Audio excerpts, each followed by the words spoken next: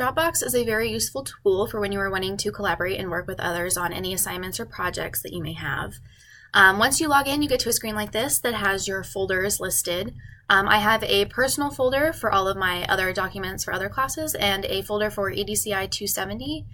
If you want to share a folder, you go ahead over here and click on the share button. You'll be able to type in an email, a name, or a group if you know the names or titles of those of other people you want to share with.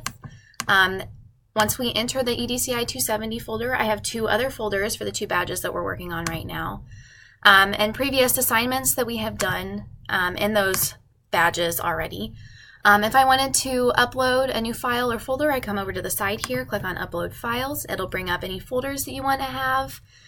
If I upload a picture, I just have to click through the folders and be able to pick the one that I want to upload. And it should show up momentarily.